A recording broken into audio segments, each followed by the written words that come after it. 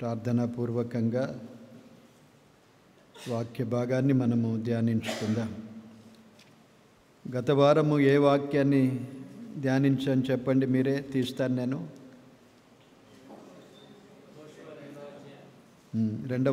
రెండవ అధ్యాయము 24వ వచనం.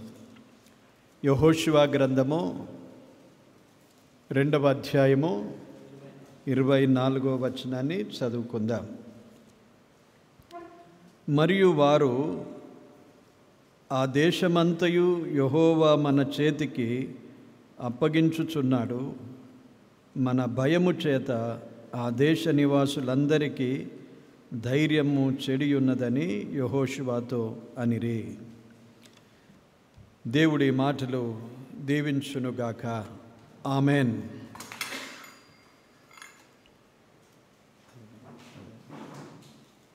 నెమ్మది మంచి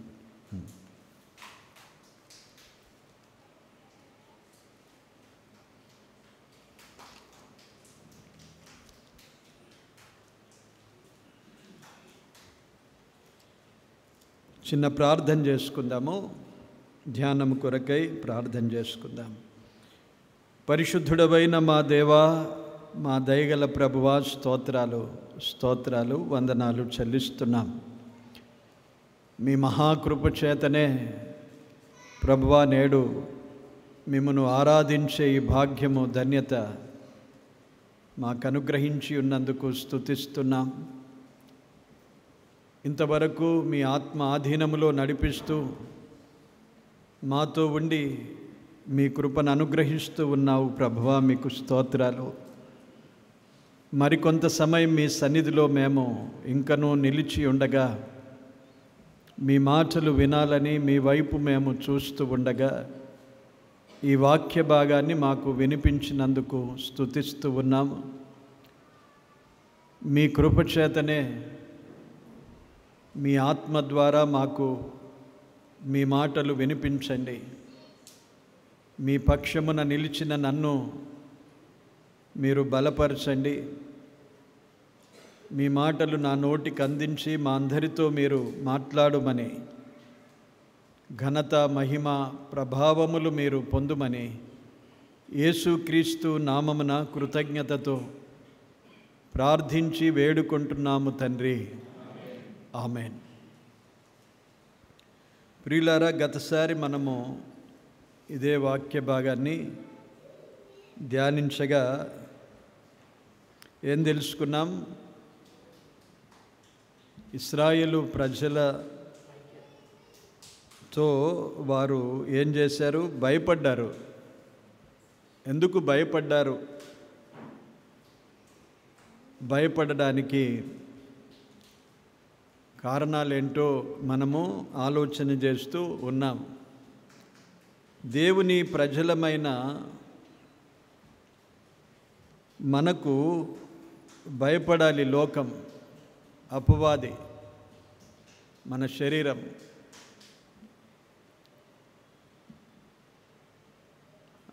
ఇవే కదా మాట్లాడింది. కనుక మరి శ్రద్ధగా మనం విందాము. కొంత నెమ్మదిపరచండి అబ్బాయిని. పక్క కన్నా తీసుకెళ్ళండి. అక్కడ పక్కకున్నా మీకు వినబడుతుందమ్మా, పక్కకు పోయినా వినబడుతుంది.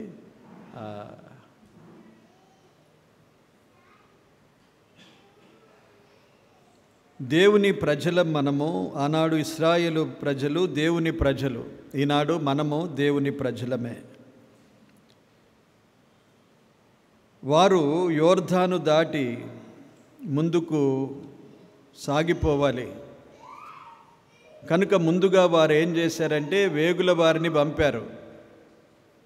వారు చూసొచ్చారు అక్కడి పరిస్థితులు ఎలాగున్నాయి,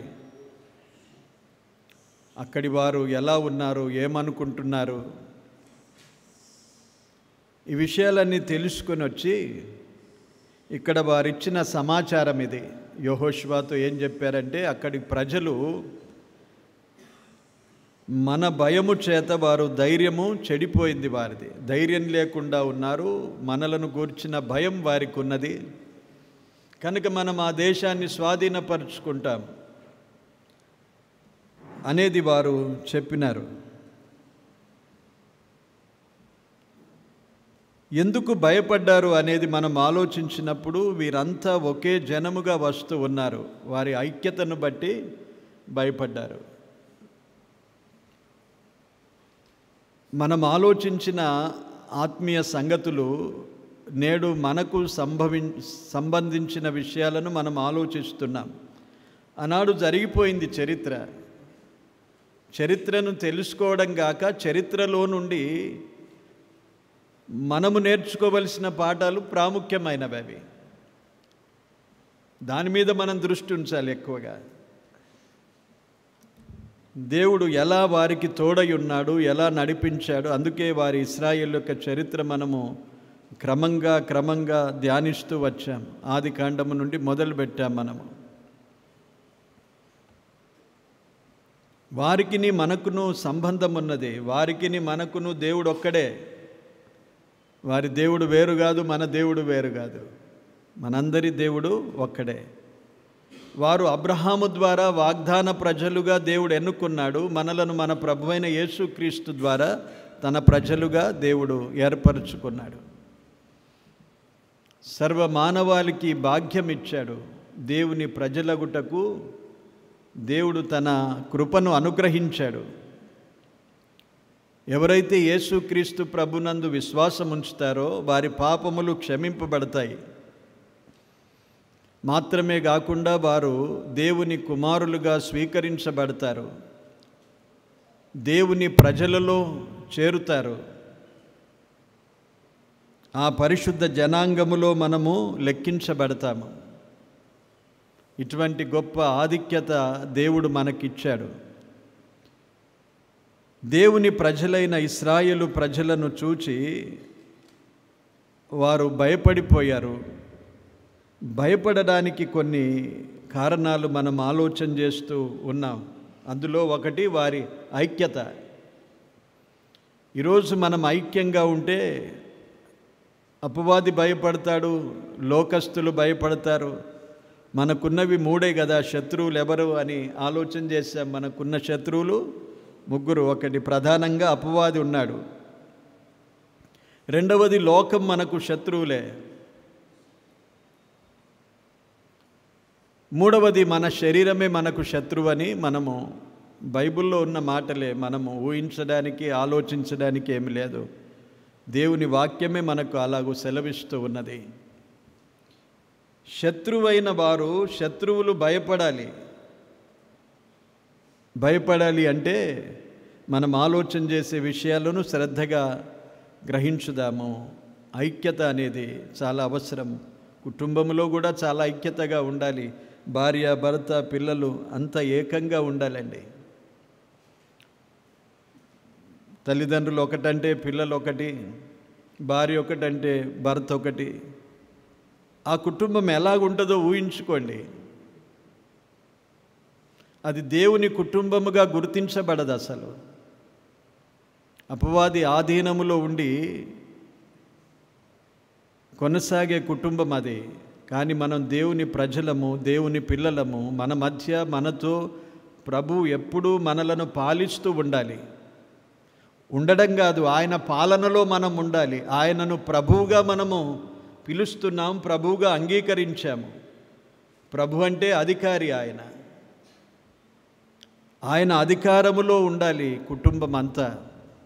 ఎవరికి ఇష్టం వచ్చినట్లుగా వారు జీవించడానికి వీల్లేదు. విశ్వాస కుటుంబాల్లో అందరూ ప్రభు అధికారానికి ఒప్పుకోవాలి. యేసు ప్రభు ఆధీనములో మనము జీవించాలి.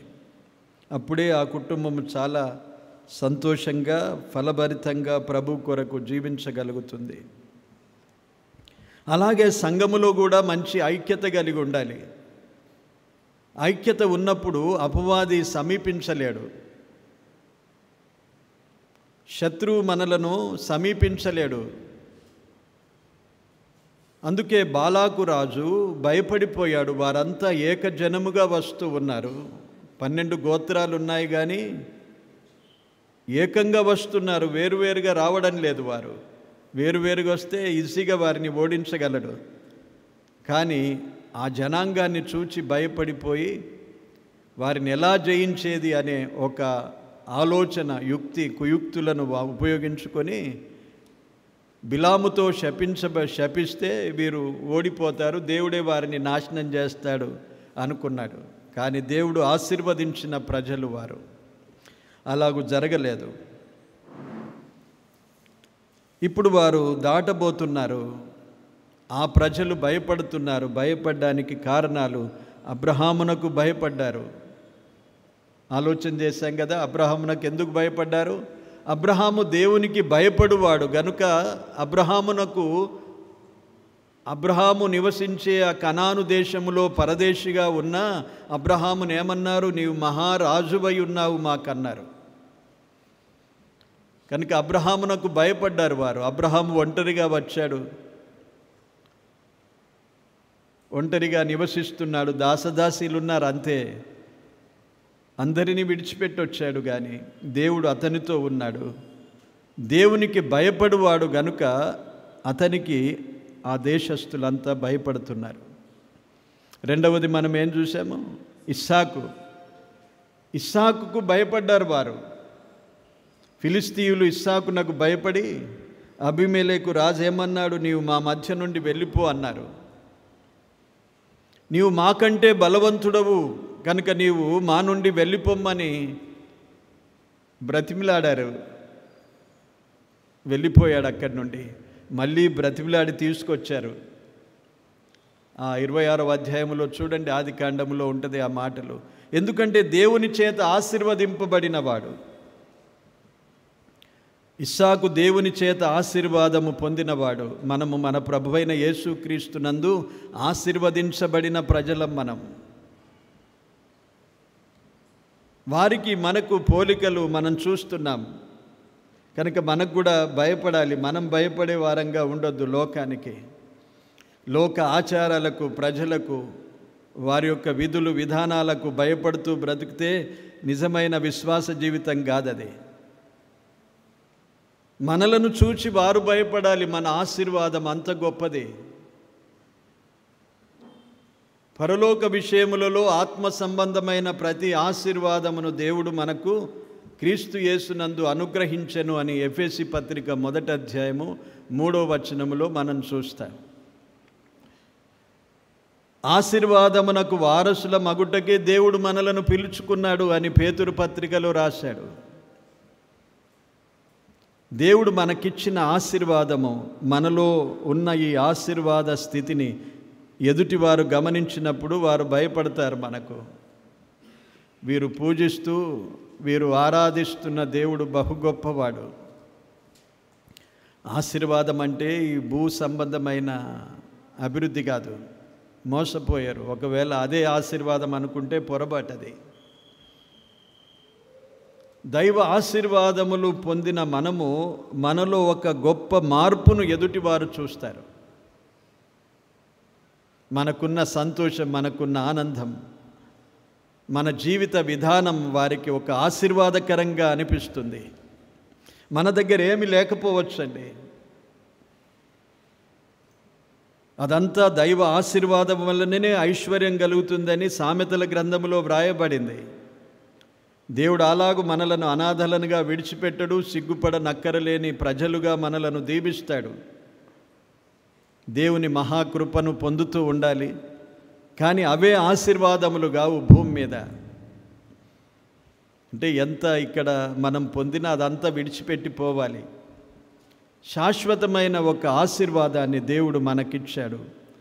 ఆశీర్వాదము పొందిన మనము అనేకులకు ఎలా కనిపిస్తామంటే వీరు బలవంతులు అనుకుంటారు వారు. ఇస్సాకుకి ఏం బలం ఉన్నదండి? ఏం బలం ఉన్నది? ఒక్కడే కదా, ఏం బలగం ఉన్నది? ఇంకా 10 మంది అన్నదమ్ములు లేరు ఆయనకు. ఒక్కడే, అబ్రహామునకు ఒక్కడే కుమారుడు. అయినా వారు ఎలాగూ గుర్తించారు? ఫిలిస్తీయులు అబీమెలెకు ఏమన్నాడంటే, నీవు మాకంటే బలవంతుడవు అన్నాడు. అదే దైవాశీర్వాదం వలన పొందిన బలం. ఇంకా కొన్ని విషయాలు మనం ఆలోచన చేద్దామని ఈ సబ్జెక్ట్ ఇంకా కంటిన్యూ చేస్తున్నాం. అబ్రహాము, ఇస్సాకు, ఇప్పుడు యాకోబు యాకోబు ఎలా ఉన్నాడు, యాకోబు జీవితం. యాకోబునకు కూడా ఇక్కడ ఆదికాండంలో చూద్దాం, చూడండి 31వ అధ్యాయం. యాకోబును గూర్చి ఆదికాండము 31వ అధ్యాయము 29వ వచనం చూడండి.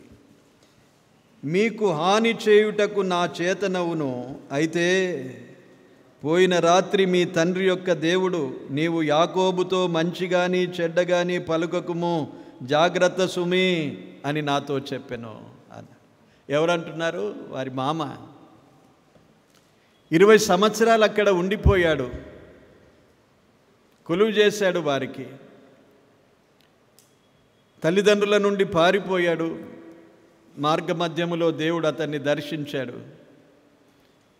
అది బేతేల్ అని పేరు పెట్టాడు. మళ్ళీ వస్తాను, ఇక్కడ మందిరం కడతాను అనుకున్నాడు. వెళ్ళిపోయాడు. 20 సంవత్సరాలు మరిచిపోయాడు. దైవ సన్నిధి లేదు, ప్రార్థన లేదు, ఆరాధన లేదు. మళ్ళీ దేవుడు దర్శించాడు. ఇక్కడ నుండి నీవు మళ్ళీ తిరిగి వెళ్ళమన్నాడు. బయలుదేరాడు. తన మామకు చెప్పకుండానే బయలుదేరాడు. తన మామ చాలా బలవంతుడు, అక్కడ స్థిరంగా ఉన్నవాడు కదా, సిరియా దేశపు వాడు.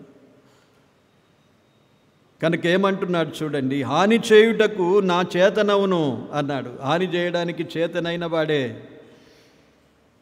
కానీ ఏమంటున్నాడు? భయం కలిగింది. యాకోబుని ఏమైనా చేయాలంటే భయపడ్డాడు. ఎందుకు? దేవుడు అతనికి సెలవిచ్చాడు, అతనికి మంచి కానీ చెడ్డ కానీ ఏమి చేయకూడదు సుమా అని చెప్పాడు. యాకోబుకు భయపడిపోయాడు. ఈ భయం ఎలా పుట్టింది అతనిలో? యాకోబు ఏదైనా గొప్ప భక్తుడా, బలవంతుడా? దేవుని చేత ఏర్పరచబడినవాడు. దేవుని చేత ఏర్పరచబడిన 28వ అధ్యాయములో చూడండి, ఆదికాండము. దేవుడే స్వయముగా అతన్ని గూర్చేయమన్నాడు. 15వ వచనం చదువు. ఇదిగో నేను నీకు తోడయుండి నీవు వెళ్ళు ప్రతి స్థలమందు నిన్ను కాపాడుచు ఈ దేశమునకు నిన్ను మరలా రప్పించెదను. నేను నీతో చెప్పినది నెరవేర్చు వరకు నిన్ను విడువనని చెప్పగా, దేవుని యొక్క అపారమైన ప్రేమ ఇది. యాకోబు మరిచిపోయాడు కానీ దేవుడు మరిచిపోలేరు. యాకోబు కోరుకోలేదు, దేవుడే ప్రత్యక్షమై ఈ మాట చెప్పాడు. యాకోబు కోరుకున్నాడా? ఇక్కడ కోరుకోలేదు. దేవుడే ప్రత్యక్షమయ్యాడు, దేవుడే సెలవిచ్చాడు. నిన్ను నేను కాపాడుతానన్నాడు, నువ్వు వెళ్ళే ప్రతి స్థలమందు కాపాడుతానన్నాడు, నీకు తోడుగా ఉంటానన్నాడు, నిన్ను మరలా రప్పిస్తాను, నేను చెప్పినవన్నీ నీతో చేసే వరకు నిన్ను విడువను అన్నాడు. దేవుని యొక్క కృప పొందినవాడు యాకోబు, దేవుని చేత ఏర్పరచబడినవాడు. మోసగాడే కానీ దేవుడు ఏర్పరచుకున్నాడు. మనం ఎలాంటి వారం చెప్పండి? మనం కూడా అలాంటి వారమే, ఏ భేదం లేదు. మనం అడగలేదు, మనం కోరలేదు. మన జీవితం కూడా అంతే, పాపాత్ములము, మోసగాళ్ళము. ఎన్నో విషయాలు పరిశుద్ధ గ్రంథం మనలను గురించి చాలా తేటగా చెప్తూ ఉన్నాడు. అపోస్తలుడైన పౌలు కొరింథీయులకు రాసిన పత్రికలో తృణీకరింపబడిన వారము, నీచులము, పాపముల చేత అపరాధముల చేత చచ్చిన వారము అని రాశాడు ఎఫెసీ పత్రికలో. ఇలాంటి మనలను ప్రభువు దర్శించి, మనలను ప్రేమించి, మనలను రక్షించి, మనకు వాగ్దానాలను ఇచ్చాడు. మనలను ఏర్పరచుకున్నాడు దేవుడు. యాకోబును ఏర్పరచుకున్నట్లుగా మనలను దేవుడు ఏర్పరచుకున్నాడు. ఈ నిశ్చయత, ఈ నమ్మకం మనం కలిగి ఉండాలి. ఉన్నదా ఆ ధైర్యము? ప్రభు సన్నిధిలో మనము ఒప్పుకొని జీవించడానికి దేవుడు నన్ను ఏర్పరచుకున్నాడు, దేవుడు నన్ను పిలుచుకున్నాడు, దేవుడు నాకు వాగ్దానం చేశాడు. ఈ నమ్మకంతో విశ్వాస జీవితం కొనసాగాలి. దేవుని వాగ్దానాలు మనకిచ్చాడు. దేవుని ప్రేమ మన ఎడల విస్తరింపజేశాడు. ఏ స్థితిలో మనం ఉంటిమి, ఎలా దేవుడు మనల్ని ఏర్పరచుకున్నాడు. ఈరోజు ఆరాధిస్తున్నామంటే అది దేవుని కృపయే కదా. యాకోబును దేవుడు దర్శించాడంటే అది దేవుని కృపయే. దేవుని కృప పొందినవాడు, దేవుని చేత ఏర్పరచబడినవాడు ఎవడు నీకు హాని చేయడానికి సాహసించడు, భయపడతాడు. ఆ నమ్మకం, ఆ నిశ్చయత దేవుని ఏర్పాటులో మనం ఉన్నవారమైతే ఇటు గొప్ప భాగ్యం మనం పొందుతాము. ఉన్నారా ఆ ఏర్పాటులో? ఇంకా ఎవరైనా యేసు ప్రభునందు విశ్వాసం ఉంచని వారు ఉన్నారా? నమ్మని వారు ఉన్నారా? రక్షింపబడని వారు ఉన్నారా? దేవుని ఏర్పాటులో లేవా నీవు? ప్రమాదం ప్రియులారా, ప్రమాదం. యోహాను సువార్త 10వ అధ్యాయములో ఏమన్నాడంటే, నా తండ్రి అయిన దేవుని చేతిలోనూ నా చేతిలోనూ ఉన్నారన్నాడు. యోహాను సువార్త 10వ అధ్యాయం తీయండి, ఒక వచనాన్ని చదువుకుందాం.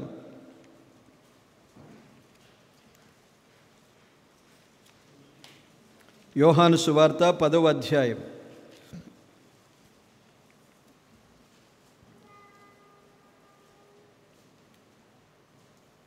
29వ వచనం. వాటిని నాకిచ్చిన నా తండ్రి అందరికంటే గొప్పవాడు గనుక, 28 నుంచి చదువుకుందా, నేను వాటికి నిత్య జీవమునిచ్చుచున్నాను గనుక అవి ఎన్నటికి నశింపవు, ఎవడును వాటిని నా చేతిలో నుండి అపహరింపడు. వాటిని నాకిచ్చిన నా తండ్రి అందరికంటే గొప్పవాడు గనుక నా తండ్రి చేతిలో నుండి ఎవడును వాటిని అపహరింపడు అన్నాడు. ఎవరి చేతిలో ఉన్నాం ఇప్పుడు? తండ్రి చేతిలో, కుమారుడు ప్రభువైన యేసుక్రీస్తు చేతిలో ఉన్నాం. దేవుని చేతిలో మనం ఉన్నాం. దేవుని చేత ఏర్పరచబడిన వారం. యాకోబును దేవుడు ఏర్పరచుకున్నాడు.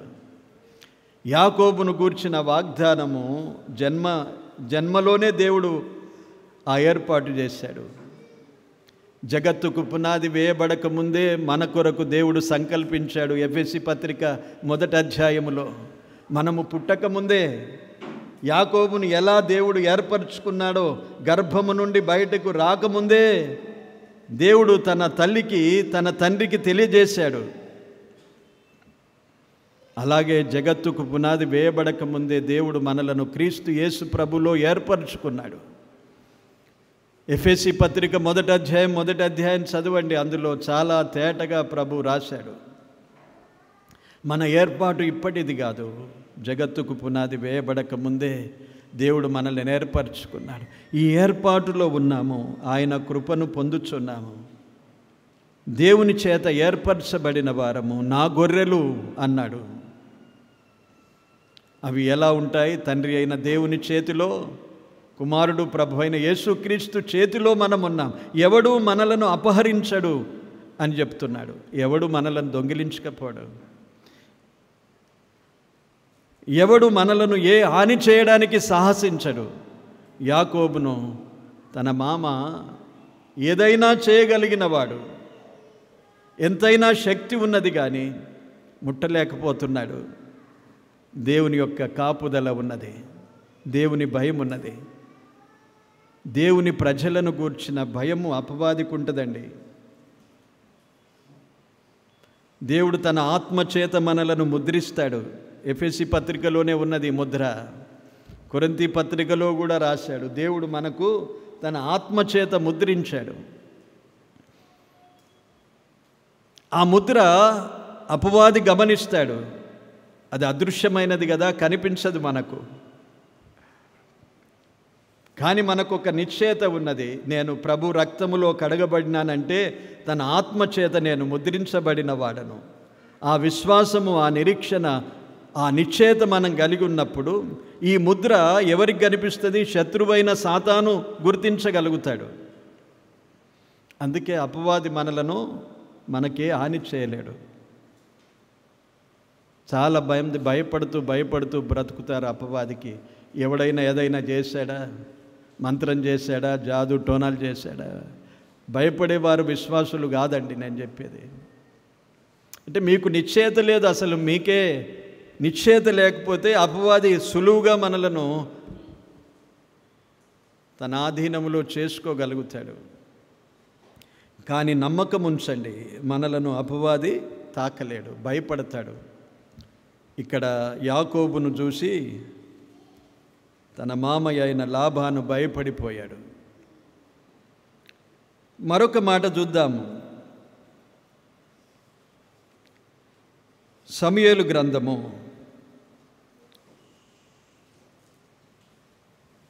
1వ గ్రంథం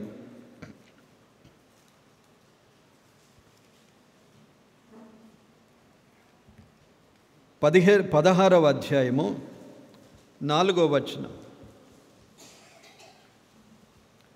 సమూయేలు యెహోవా ఇచ్చిన సెలవు చొప్పున బెత్లెహేమునకు వెళ్ళెను. ఆ ఊరి పెద్దలు అతని రాకకు భయపడి, సమాధానముగా వచ్చుచున్నావా అని అడుగగా, అతడు సమాధానముగానే వచ్చి తిని అన్నాడు. ఇప్పుడు ఎవరికి భయపడుతున్నారు? ఇప్పుడు సమూయేలుకు భయపడుతున్నారు ఆ ఊరి పెద్దలు.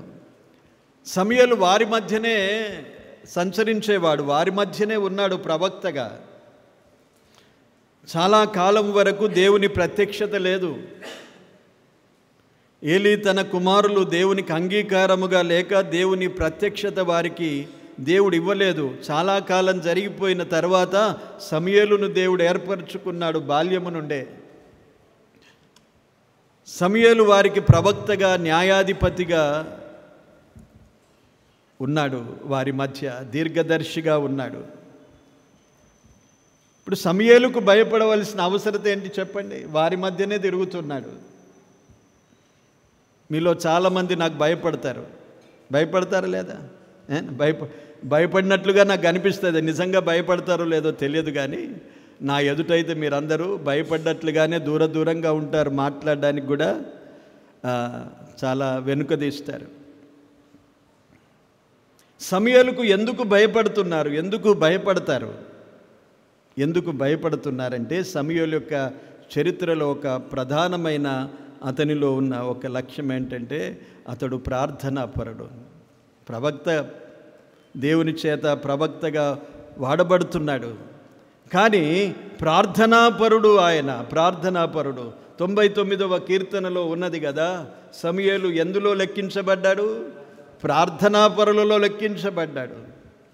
ఏమంటాడు? మీ కొరకు నేను ప్రార్థన చేయకపోతే నేను పాపము చేసిన వాడనగుదును అన్నాడు 12వ అధ్యాయములో. ప్రార్థన జీవితం కలిగి ఉండడం పెద్దలు కూడా భయపడిపోయారు. ఆ ఊరి పెద్దలు కూడా సమూయేలు ప్రవక్త రాగానే భయపడ్డారు. ఎందుకు వచ్చాడో? సమూయేలు రావడం వారికి భయం కలిగించింది. కనుక వారు అడిగారు, సమాధానమేనా అన్నారు. సమాధానం అని చెప్పగానే నెమ్మది పొందారు. ఎందుకు భయపడ్డారు సమూయేలుకు అని మనం ఆలోచిస్తే, సమూయేలులో ప్రార్థనా జీవితం ఉన్నది. ఈరోజు ప్రార్థనా జీవితం కలిగిన వారిని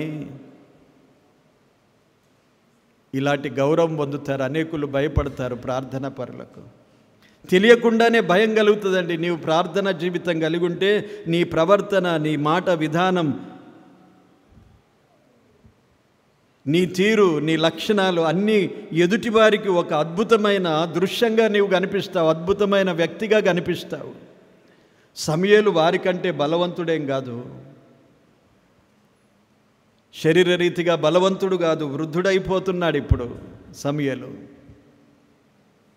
అప్పుడు సమూయేలును చూసి వారు భయపడడానికి కారణమేమీ లేదు, కానీ సమూయేలులో ప్రార్థనా శక్తి ఉన్నది.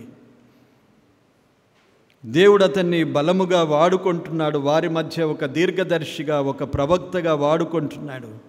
ప్రార్థనా జీవితం ఉన్నదా? మనకు ప్రార్థనా జీవితం ఆలోచన చేయండి.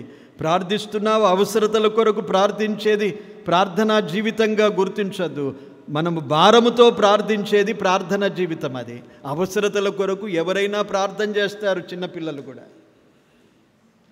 చిన్నపిల్లలు ప్రారంభించడం అవసరతల కొరకు ప్రార్థన. అదే ప్రార్థన మనము పెరిగి పెద్దవారం ముసలైపోయేదాకా అవే అవసరతల కొరకే ప్రార్థనలు కొనసాగితే ప్రార్థన భారం ఎప్పుడు మనం కలిగి ఉంటాం. దేవుడు మనకు ఆజ్ఞాపించిన వాటి కొరకు ఎప్పుడు ప్రార్థన చేస్తాం మనం.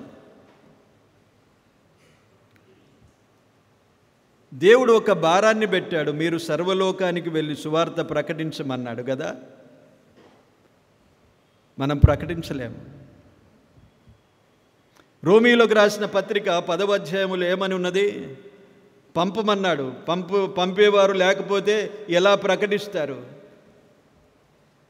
పంపేవారుగానైనా ఉండాలి, ప్రార్థించే వారముగానైనా ఉండాలి. ప్రభు పరిచర్యలో ఏ విధము చేతనైనను ఆయన ఆజ్ఞాపించిన ఆజ్ఞకు మనము అనుబంధం కలిగి ఉండాలి. సర్వలోకానికి సువార్త ప్రకటించబడడానికి ఆ లింకులో, ఆ గొలుసులో మనం ఉండాలి కదా. అర్థమవుతుందా? మొదట వరుసలో మనం అక్కడ వెళ్ళి ప్రకటించకపోయినా ఆ సువార్త ప్రకటించే ఒక చైన్ ఉన్నది చూడండి. ఆ వరుసలో మనము ఎక్కడైనా ఒక దగ్గర ఉండాలి. పంపేవారు ఉంటారు వారిని. రోమీయులకు రాసిన పత్రికలో ఒకసారి చదువుదాం, ఎంతమంది ఉంటారు అక్కడ.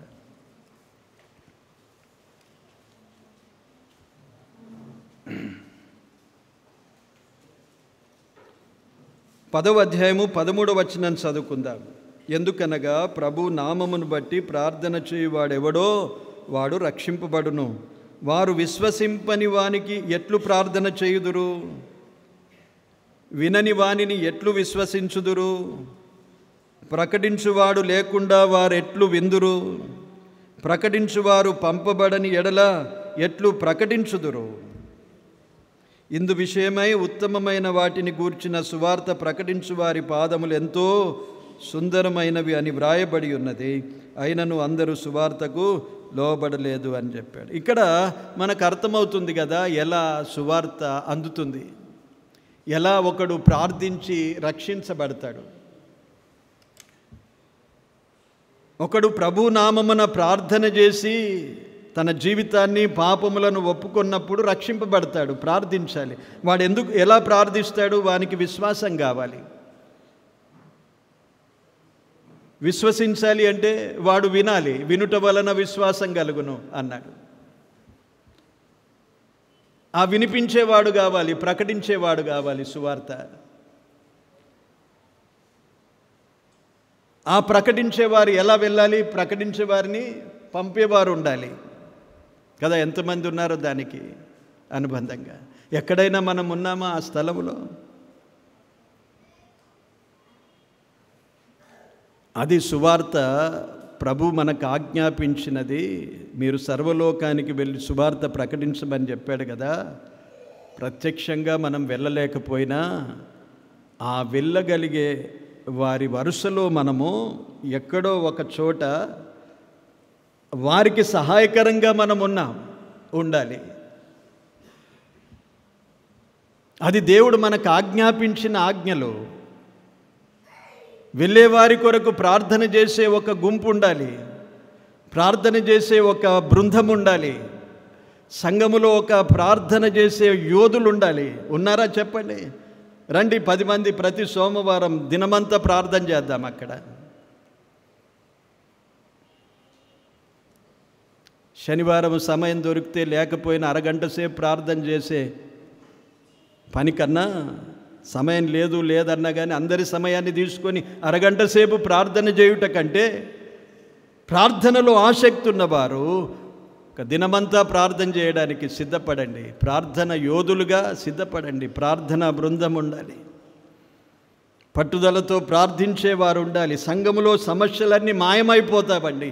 కుటుంబాలలో సమస్యలు పారిపోతాయి. ప్రార్థనలో అంత శక్తి ఉన్నది. ప్రార్థించేవారు కావాలి. ప్రార్థనా పరులకు గొప్ప శక్తి దేవుడిచ్చాడు. ప్రార్థనతోనే సమస్తము సాధ్యమవుతుందని దేవుడు సెలవిచ్చాడు. మార్కు సువార్త 9వ అధ్యాయములో ఒక తండ్రి తన కుమారుని తీసుకొచ్చాడు. ఆ దయ్యం వెళ్ళిపోలేదు. వారు ఎంతసేపు అరిచారో తెలియదు. శిష్యులు వెళ్ళిపో వెళ్ళిపో వెళ్ళిపో అని ఎన్నిసార్లు అన్నారో తెలియదు. అలాగూ మన నోటితో అరుస్తే వెళ్ళవవి. విశ్వాసంతో మనలో ప్రార్థన జీవితం ఉండాలి.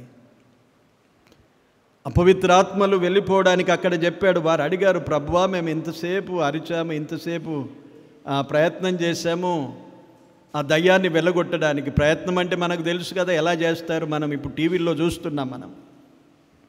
మనకు తెలిసేది కాదు ముందు ఎలా పంపుతారు, కానీ ఇప్పుడు మనకు టీవీల్లో చాలా ఏర్పాటవుతుంది. అలా ఎంతసేపు అరిచినా అది వెళ్ళిపోలేదు. వారు శిష్యులే. దేవుడు చెప్పాడు ప్రార్థన వలననే సాధ్యం అన్నాడు. మరొక చోట దానికి ఇంకా ఉపవాస ప్రార్థన వలననే అన్నాడు. కనుక ప్రార్థనతోనే సమస్తము సాధ్యమని మనము ఎరిగి ప్రార్థనా జీవితాన్ని ఎక్కువగా బలపరుచుకోవాలి. నేను ఎంతసేపు వాక్యము ధ్యానించినా మంచిదే, కానీ ప్రార్థన లేకుండా వాక్య ధ్యానము నిన్ను బలపరచలేదు. ప్రార్థనతో కూడిన వాక్య ధ్యానం ఉండాలి. వాక్యం చదువుతూ ఉన్నాం కానీ దాన్ని గ్రహించడానికి మళ్ళీ దైవ సహాయం అవసరం. మనకు లోతైన సంగతులు మర్మాలను మన జ్ఞానమునకు మించిన గ్రంథం ఇది. దీన్ని ఎలా గ్రహించగలుగుతాం చెప్పండి? దేవుని సన్నిధిలో ప్రార్థిస్తేనే తప్ప దేవుడు వాటిలో ఉన్న మర్మాలను నాకు మొరపెట్టుము. ఇర్మియా గ్రంథం 33వ అధ్యాయం చూడండి.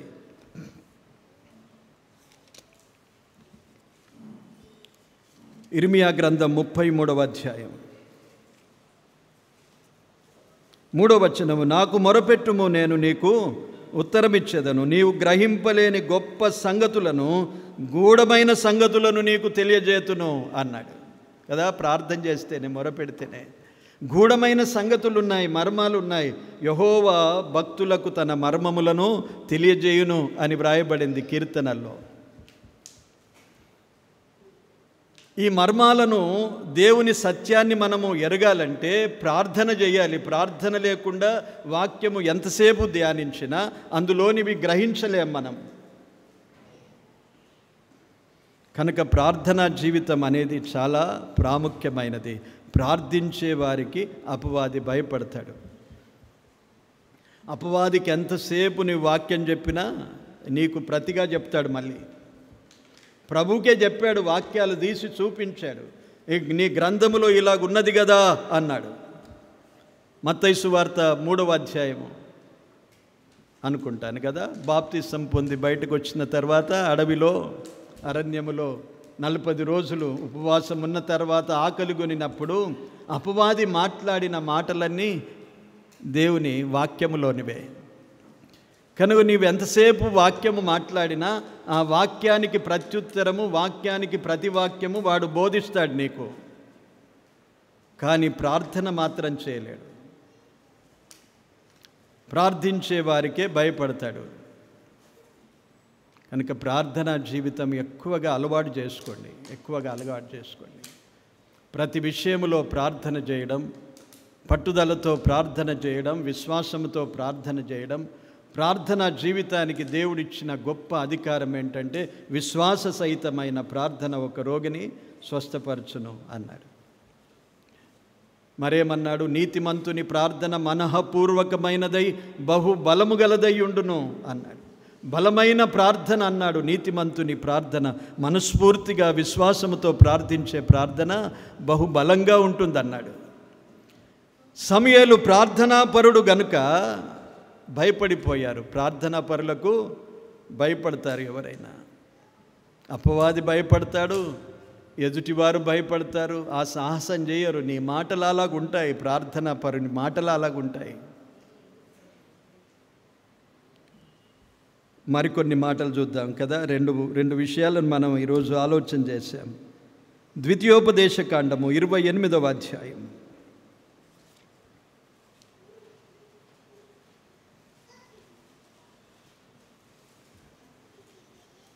10వ వచనం.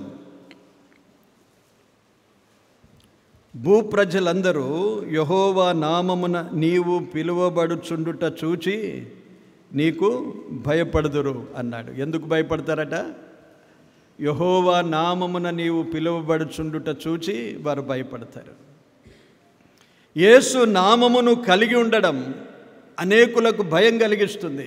ఈరోజు భయపడుతున్నారు. ప్రభుత్వం కూడా ఎందుకు? యేసు నామానికే భయపడుతున్నారు. వీరు విస్తరించిపోతున్నారను. ఎంత ఉన్నాం మనము దేశంలో?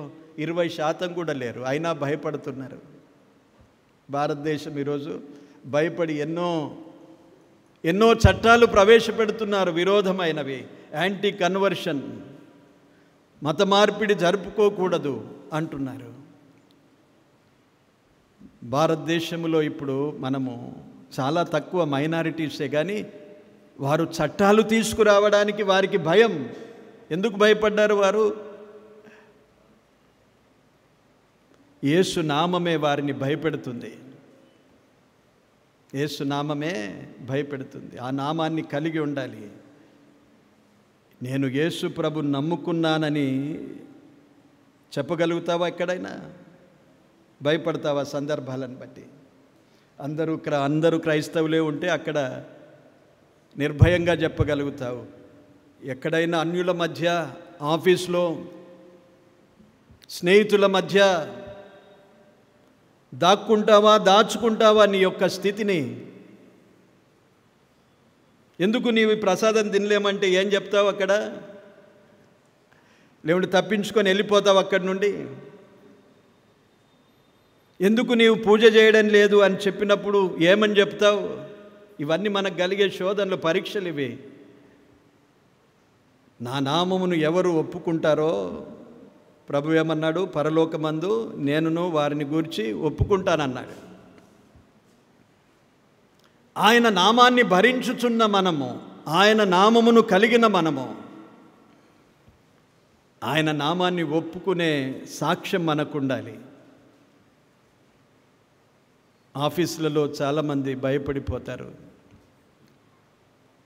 స్నేహితుల మధ్య కూడా సిగ్గుపడిపోతారు.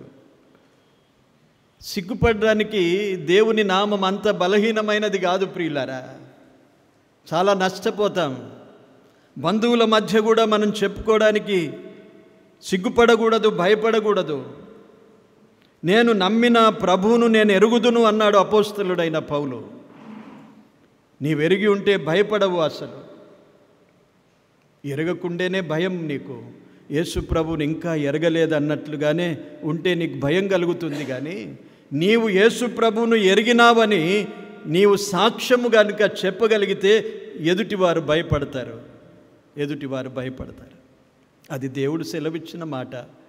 దేవుడే చూసుకుంటాడు. ఎలా భయపడతారు అనేది మనము అడగవలసిన ప్రశ్న కాదు. దేవుడే చెప్పాడు, నా నామము చేత మీరు పిలువబడుతున్నారు గనుక జనులందరూ భయపడిపోతారన్నాడు. అందుకే కదా వీరు భయపడ్డారు. ఇప్పుడు యోర్దాను దాటి అవతలి వారు ఏమిన్నారు? యెహోవాను సేవించే ఒక జనం వస్తూ ఉన్నదే.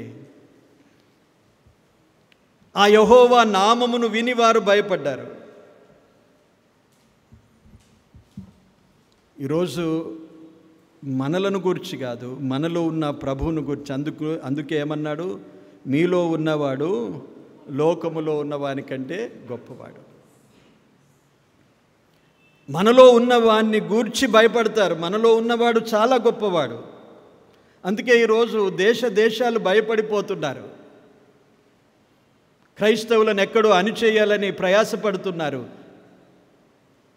ఇప్పుడు కాదు, 2000 సంవత్సరాల నుండి ఈ ప్రయత్నం జరుగుతున్నది. కానీ 2000 సంవత్సరాల నాటి నుండి ఈనాటికి లోకములో ప్రపంచమంతటా 50% కంటే ఎక్కువగా క్రైస్తవులు ఉన్నారు. మొదటి శతాబ్దం నుండి అణిచివేస్తున్నారు క్రైస్తవులను. చూడండి, పరిశుద్ధ గ్రంథం అపోస్తలుల కార్యము నుండే ప్రారంభమైంది.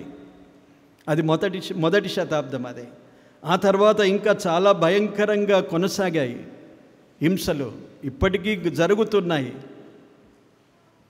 కానీ ఈ 2000 సంవత్సరాల్లో ఎక్కడ తగ్గిపోలేదు, కానీ హెచ్చుతూనే ఉన్నది. యేసు నామమును గూర్చిన భయం అందరికీ ఉన్నది. అందరిలో భయం కలిగించేవాడు కనుక యేసుక్రీస్తు ప్రభు నామాన్ని కలిగి ఉండడం అది మనకు గొప్ప భాగ్యం. అదే ఆ ప్రభు కొరకు సాక్షిగా నిలవడం అనేది మన మనసులో చాలా దృఢమైన నిశ్చయత కలిగి ఉండాలి. అందరిలో అన్యుల మధ్య మనం ఉన్నాం అనుకోనండి సహోదరులు. బంధువులు ఉన్నారు, అందరూ మిమ్మల్ని ఎరగని వారు కూడా ఉన్నారు. బొట్టు పెట్టుకోలేవు ఎందుకంటే చెప్తావా? చెప్తారండి, నేను యేసు ప్రభుని నమ్ముకున్నాను, పెట్టుకోలేను. మాతో ఈ కార్యాలు జరిగించు, పసుపు పెట్టుకో, చెంపలకు పసుపు పెట్టుకో అంటారు. అప్పగించుకుంటావా చెంపలు? బెట్టము. ఎందుకు ఏం కాదంటే, లేదు మా ప్రభువు ఒప్పుకోడు, మేము నమ్మిన ప్రభువు ఇవన్నీ మాకు అలవాటు లేవు, విడిచిపెట్టాం.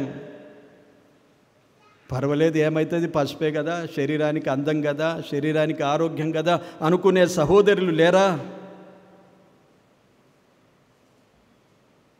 ఎలా యేసు ప్రభు నామాన్ని భరించగలుగుతాను చెప్పండి? ఆ నామము భరిస్తేనే నీకు భయపడతారు. వారిలో కలిసిపోతే ఏం భయపడరు నీకు. ధైర్యంగా నిలుస్తేనే కదా ఎదుటివాడు భయపడేది. పారిపోతూ వారిలో కలిసిపోతే ఇక వాడేం భయపడతాడు నీకు? ఎదురు నిలుస్తావు అనుకోనండి, అప్పుడే ఎదుటివాడు కూడా భయపడిపోతాడు. అది మనం ప్రభు కొరకు నిలవవలసిన జీవితం. ఆయన నామమును భరించేవారు ఆయన నామము చేత పిలువబడే వారికి భయపడతారు అని సెలవిచ్చాడు. సరే, ఇంకా ఒక 2 మాటలు ఉన్నాయి. సమూయేలు గ్రంథము, మొదటి గ్రంథము 19వ అధ్యాయం, 18వ అధ్యాయం.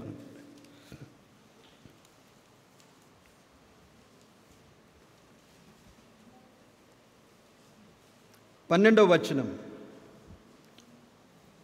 యెహోవా తనను విడిచి దావీదునకు తోడయుండుట చూచి సౌలు దావీదునకు భయపడెను. 15వ వచనం చూడండి. దావీదు మిగుల సుబుద్ధి గలవాడై ప్రవర్తించుట సౌలు చూచి మరి అధికముగా అతనికి భయపడెను. ఇదే అధ్యాయములో 29వ వచనం చూడండి. 28, 29. యెహోవా దావీదునకు తోడుగా ఉండుటయు తన కుమార్తె అయిన మీకాలు అతని ప్రేమించుటయు సౌలు చూచి దావీదునకు మరి ఎక్కువగా భయపడి ఎల్లప్పుడూ దావీదు మీద విరోధముగా ఉండెను అన్నాడు. భయపడెను, అధికముగా భయపడెను, మరింత భయపడ్డాడు. అంటే భయము తొలగిపోలేదు. ఎవరు భయపడ్డవారు చెప్పండి? రాజు భయపడే అవకాశం ఉంటుందా? ఎవరికి భయపడుతున్నాడు? దావీదునకు భయపడుతున్నాడు. దావీదు ఎంతటి వాడు చెప్పండి? దావీదు యొక్క ఫిజికల్ అపియరెన్స్ చూస్తే చాలా చిన్నవాడు, బాలుడు అన్నాడు. దావీదు యొక్క రూపాన్ని చూసి ఎవరు భయపడేటట్లుగా కనిపించడు. కానీ దావీదులో ఉన్న గొప్పతనం ఏంటంటే, దావీదులో భయము కలిగించేది ఏంటంటే దేవుడు అతనికి తోడుగా ఉన్నాడు. రాజు సైతం భయపడ్డాడు. ఎందుకు? దేవుడు అతనికి తోడుగా ఉన్నాడు. ఎలా తెలిసిపోయింది? గ్రహించాడు. సౌలేమో పారిపోయే మనసు, దావీదేమో నిలిచి ధైర్యముగా పోరాడే మనసుతో ఉన్నాడు. గొలియాతును చూచి పారిపోయాడు, కానీ దావీదు నిలిచి పోరాడి జయించాడు. గమనిస్తూనే ఉన్నాడు. దావీదు యొక్క జీవితాన్ని గమనిస్తున్నాడు. దేవుడు అతనికి తోడయుండుట గమనిస్తున్నాడు. తనకు కలిగే ఓటమిని గూర్చి ఆలోచిస్తున్నాడు. తనకు దేవుడు తోడై లేడు అనేది తెలుసుకున్నాడు. దేవుడు అతనికి తోడై ఉన్నాడు, దావీదునకు తోడై ఉన్నాడు. దేవుడు మనకు తోడుగా ఉంటే రాజైనా ఎవరైనా భయపడవలసిందే. ఎలా దేవుడు మనకు తోడై ఉంటాడు చెప్పండి? ఊరికే వాగ్దానం జ్ఞాపకం చేసుకుంటే సరిపోదు. సదాకాలం మీతో కూడా నేను ఉంటాను అన్నాడు కదా. ఉండేటంత యోగ్యత మనం కలిగి ఉండాలి. ప్రభు మనతో ఉండాలంటే మన జీవితం దానికి సరిపోయినట్లుగా ఉండాలి. తప్పకుండా దేవుడు వాగ్దానాన్ని నెరవేర్చుతాడు. నీతోనే ఉంటాడు, నీలోనే నివసిస్తాడు. అది దేవుని వాగ్దానం. ఆయన యందు విశ్వాసం ఉంచిన వారి హృదయములో ఆయన ఆత్మను దేవుడు ఉంచాడు. ఆత్మకు సరిపోవునంతగా, దేవుడు మనకు తోడుగా ఉండునంతగా మన జీవితాలను మనం కాపాడుకుంటున్నామా చెప్పండి?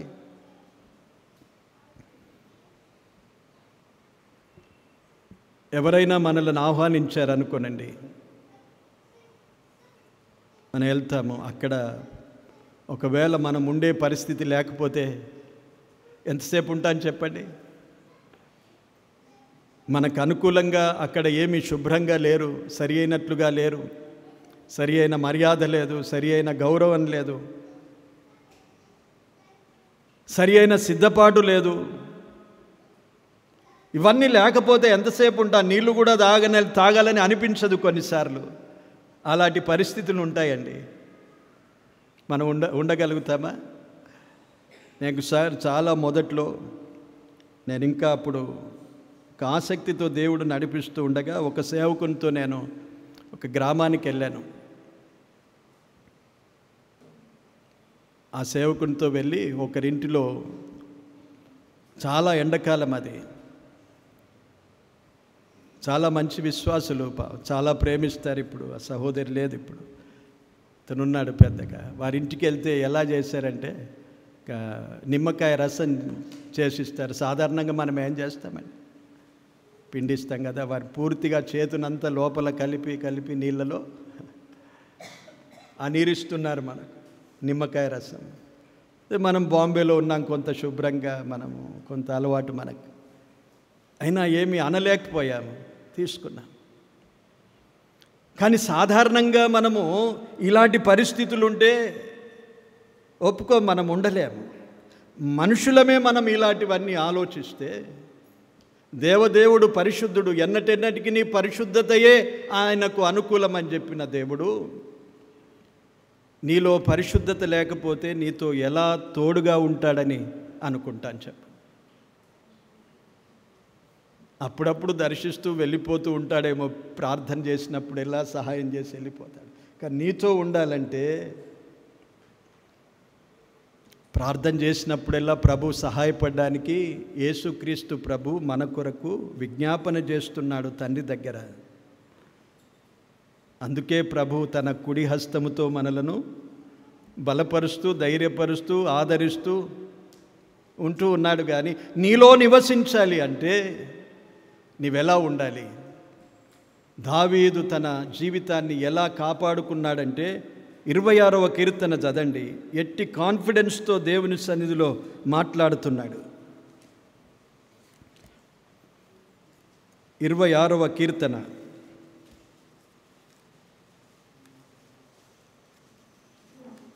యెహోవా, నేను యథార్థవంతుడనై ప్రవర్తించుచున్నాను, నాకు తీర్పు తీర్చుము. ఏమీ సందేహపడకుండా యెహోవా యందు నేను నమ్మికయుంచి ఉన్నాను. యెహోవా, నన్ను పరిశీలించుము, నన్ను పరీక్షించుము, నా అంతరింద్రియములను, నా హృదయమును పరిశోధించుము అన్నాడు. అదే ఛాలెంజింగ్, అది దేవునికి ఒక ఛాలెంజ్గా చెప్పేస్తున్నాడు. ఉన్నదా? మనం చెప్పగలుగుతామా? నాకు తీర్పు తీర్చు దేవా అంటామా? ఇతరులకు తీర్పు తీర్చు దేవా అంటాం, కానీ మనకు తీర్పు తీర్చుమని ఎప్పుడైనా ప్రార్థన చేసుకున్నామా చెప్పండి? మనకు తెలుసు తీర్పు తీరిస్తే నాకెంత నష్టమో. ఆయన తీర్పు దగ్గర ఎవరు నిలుస్తాం మనం? 130 కీర్తనలో కీర్తనాకారుడు ఇలాగ రాశాడు చూడండి. నీవు నిదానించు చూడగా దేవా, ఎవరు నిలవగలుగుతారు నీ ఎదుట? 3వ వచనం, యెహోవా, నీవు దోషములను కనిపెట్టి చూచిన ఎడల ప్రభువా, ఎవడు నిలువగలడు అని రాశాడు. అలాంటి స్థితిలో దావీదు ఏమంటున్నాడు? నీవు నన్ను పరిశీలించి చూడు, నేను యథార్థంగా ప్రవర్తిస్తున్నాను, ఏమి సందేహపడకుండా నీ అందు నమ్మిక ఉంచి ఉన్నాను. నన్ను పరిశీలించుము, పరీక్షించుము, నాకు తీర్పు తీర్చుము, అంతరింద్రియములను, హృదయాన్ని పరిశోధించు అంటున్నాడు. అందుకే దావీదు నా ఇష్టానుసారమైన మనుష్యుడు, ఇతడు నా ఉద్దేశములన్నిటినీ నెరవేర్చువాడు అని అపోస్తలుల కార్యం 13వ అధ్యాయములో రాశాడు. అందుకే దావీదుకు తోడుగా ఉన్నాడు. చిన్నవాడుగా కనిపించిన సింహపు నోట నుండి గొర్రెను కాపాడాడు, ఎలుగుబంటి నోట నుండి గొర్రెను కాపాడాడు. సౌలు తన సైన్యమంతా పారిపోతూ ఉండగా గొలియాతును హతమార్చాడు. ఇదంతా గమనించిన వాడు ఏం గమనిస్తున్నాడు? దేవుడు ఇతనికి తోడుగా ఉంటేనే తప్ప ఇది జరగదు. దేవుని యొక్క తోడు మనతో ఉన్నది ఎదుటి వారికి అర్థమైపోతుంది, శత్రువుకి అర్థమైపోతుంది, మనలను గమనించే వారికి అర్థమైపోతుంది. దేవుడు వీరికి తోడుగా ఉన్నాడు, మనమేం చేయజాలం. భయపడిపోతారు. దేవుడు మనకు తోడుగా ఉంటే భయపడతారు అనే విషయాన్ని మనము ఆలోచిస్తున్నాం. మరొకటి మళ్ళీ భయపెట్టింది ఏంటి? దావీదులో సుబుద్ధి ఉన్నది. సుబుద్ధి, మంచి బుద్ధి గలవాడు. దేవుడు తోడుగా ఉన్నాడు. ఒకటి అతనికి భయం కలిగించింది, రెండవది అతనిలోని సుబుద్ధి భయం కలిగించింది. సౌలు ఎన్నోసార్లు చంపాలని అనుకున్నాడు, కానీ తప్పించుకున్నది ఒక విషయం అయితే, సౌలు తన చేతికి దొరికాడు 2 సార్లు దావీదుకు, కానీ ముట్టలేదు. ఒకసారి 24వ అధ్యాయంలో చూస్తే సౌలు ఏడుస్తాడు, బిగ్గరగా ఏడ్చెను అని ఉన్నది. ఉపకార బుద్ధి గలవాడవు, నాకంటే నీతిమంతుడవు అని రాశాడు సౌలు అక్కడ. ఆయన సుబుద్ధి ఎంతదో చూడండి. సౌలు కూడా ఒప్పుకున్నాడు, నాకంటే నీవు నీతిమంతుడవు, ఉపకార బుద్ధి గలవాడవు. 2 సార్లు దొరికిపోయినా చంపకుండా విడిచిపెట్టాడు. ఎందుకు అనుకుంటారా? దేవుని చేత అభిషేకము పొందిన వాడిని నేను ముట్టను అన్నాడు. దేవుడే న్యాయం తీరుస్తాడు. దేవుడు తనకు తోడుగా ఉన్నాడు. ఇక్కడ క్రింద వచనములో చూడండి, 3వ వచనం 26వ అధ్యాయం, నీ కృప నా కన్నుల ఎదుట ఉంచుకొని ఉన్నాను. దావీదుకి ఏమున్నది? దేవుని కృప కన్నుల ఎదుట ఉన్నది. సౌలును విడిచిపెట్టేశాడు. సుబుద్ధి, అది మంచి బుద్ధి. ప్రతీకారం తీర్చుకునేది, మాటకు ప్రతి మాట. ఎన్నటిదో మనం పగబెట్టుకొని జీవితాంతం పగతో బ్రతకడం. ఎప్పుడో ఏదో మన మనసు బాధపరిచినారనుకోనండి, ఎవరో ఎంతకాలం పెట్టుకొని బ్రతుకుతా అని చెప్పండి. దేవుని వాక్యాన్ని మనం ఎంతగా అనుసరించక బ్రతుకుతున్నాం. మీ కోపము ఎంతవరకు ఉన్నదన్నాడు చెప్పండి. అందరికీ తెలుసు కదా, తెలుసా ఈ మాట కాదా? మరి ఎంతవరకు ఉంచుకుంటారు చెప్పండి? కోపం ఎంతకాలం ఉంచుకుంటారు? దేవుని వాక్యం తెలుసు మనకు, అయినా లోబడం. ఎట్లా ఉంటాడు దేవుడు మనతో? మీరు లోబడనొల్లని ప్రజలు గనుక నేను మీతో కూడా రానన్నాడు ఇశ్రాయేలు ప్రజలతో. లోబడనొల్లని ప్రజలతో దేవుడు రానని సెలవిచ్చాడు. మోషే బ్రతిమిలాడుకున్నాడు కాబట్టి నా సన్నిధి నీతో వచ్చును అన్నాడు, అంతే. కనుక ప్రియులారా, చాలా జాగ్రత్తగా మన జీవితాలను పరిశీలన చేసుకోవాలి. దావీదు అలాగు సుబుద్ధి గలవాడు, ఉపకార బుద్ధి గలవాడు. సౌలు చనిపోతే గోనె పట్ట కట్టుకొని ఏడవడం ప్రారంభించాడు దావీదు. తరిమాడు సౌలు, చంపాలనుకున్నాడు. అసలు ఇల్లు విడిచి గుహలు, అరణ్యము ఇవన్నీ తిరుగుతూ బ్రతికాడు దావీదు. తనను తరిమిన సౌలు చనిపోయినప్పుడు సంతోషించాలా లేదా చెప్పండి? మనమైతే ఏం చేస్తాం? బాగా అయిపోయిందిరా సంతోషం, ఇక పీడబోయింది అనుకుంటాం. సౌలు 2వ సమూయేలు గ్రంథం 1వ అధ్యాయంలో చూడండి, ఏడుస్తున్నాడు దావీదు వారి కొరకు. ధనుర్గీతం ఒకటి రాశాడు. ఉపకార బుద్ధి, సుబుద్ధి, దేవుడు అతనికి తోడుగా ఉన్నాడు కనుక సౌలు కూడా భయపడిపోయాడు. ఇలాంటి జీవితం మనం కలిగి ఉన్నప్పుడు ఎన్ని విషయాలు ఆలోచించాం. 2 వారాలు రాసుకున్నారు కదా, మంచిగా రివిజన్ చేసుకోండి. మళ్ళీ మన జీవితంలో అలాంటి బుద్ధి మనం కలిగి ఉండాలని ప్రార్థన చేసుకుందాం. నీవు కానీ నేను కానీ అంతా ఒకటే. మీకు చెప్పి మీరుండి నేను లేకపోతే నా పరిస్థితి కూడా అంతే. ఎవడు భయపడడు నాకు, నేనే భయపడుతూ బ్రతకవలసి ఉంటుంది. అలాగూ ప్రతి ఒక్కరము అందుకే ప్రభు ఏమన్నాడు? భయపడకుడి. ఎంత చెప్పినా భయం పోతలేదు. ఎందుకు పోతలేదంటే ఇందుకే ఇవన్నీ లేవు మనలో. ఎంత చెప్పినా భయం పోదు మనకు. కారణం ఎక్కడో ఒకటి లోపం ఉన్నది. మన లోపంతో బ్రతుకుతున్నాము. సరి చేసుకుందాము. ప్రభు కొరకు ధైర్యంగా బ్రతుకుదాము. అనేకులు మనలను చూసి అపవాది, ఈ లోకము, మన శరీరము మనకు భయపడిపోతుంది. శరీరం కూడా ఆత్మకు విరోధంగా ఏది ఆశించదు, భయపడిపోతుంది. వీడు ఆత్మీయుడు రా అనుకుంటుంది. శరీరం కూడా భయపడదు, ఆత్మ బలంగా ఉండిపోతుంది. శరీరము కోరికలు కోరదు, శరీరం ఆశించదు. అదే భయం శరీరానికి. ఆత్మ బలంగా ఉండాలి. కనుక ఈ విషయాలన్నీ ప్రభు మన ఆత్మల నిమిత్తము దీవించునుగాక. దేవుడు ఈ మాటలు దీవించునుగాక. ఆమేన్. ప్రార్థన చేసుకుందాం. పరిశుద్ధుడవైన మా ప్రియ తండ్రి, ఘనమైన మీ నామాన్ని స్తుతిస్తూ ఉన్నాం. మీ మహాకృప చేతనే నేడు మిమ్మల్ని ఆరాధించే ధన్యత మాకిచ్చావు. ప్రభువా, మీకు స్తోత్రాలు. అద్భుతమైన మీ వాక్య సందేశాలు మాకు వినిపిస్తున్నావు. ఆనాడు మీ ప్రజలను చూచి యోర్దాను అవతల ఉన్నవారు, ఎరుకో పట్టణస్థులంతా భయపడి ధైర్యము చెడిన వారుగా ఉన్నారు. ఆనాడు ఆ ప్రజలు మీ ప్రజలే, మేము మీ ప్రజలమే. నిన్న నేడు నిరంతరము ఒకే రీతిగా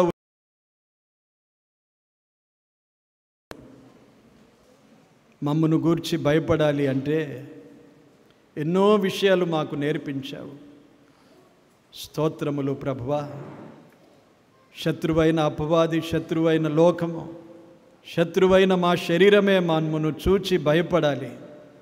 అలాంటి జీవితాన్ని మేము కలిగి ఉండుటకు మీ కృపను అనుగ్రహించండి.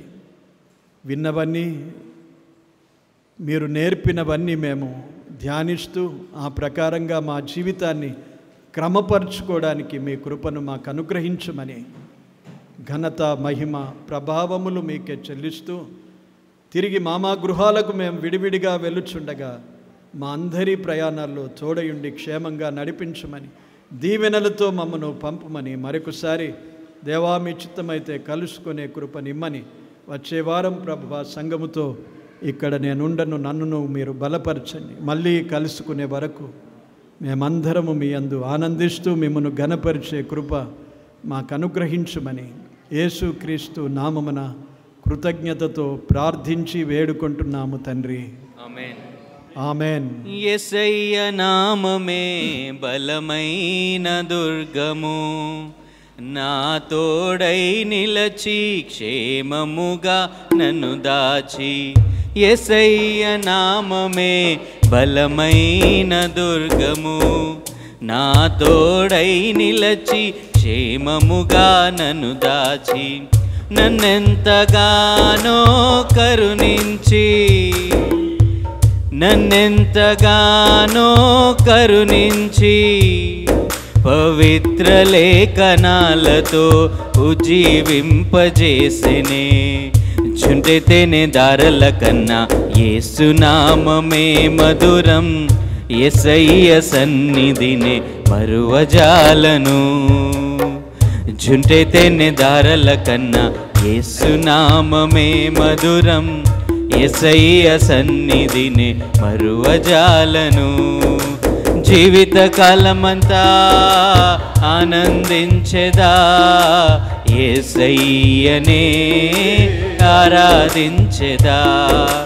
జీవిత కాలమంతా ఆరాధించెదా, యేసయ్యనే ఆరాధించెదా. చుంటెతేనే దారల కన్నా యేసునామమే మధురం, యేసయ్య సన్నిధినే మరువజాలను. వందనాలందరికీ.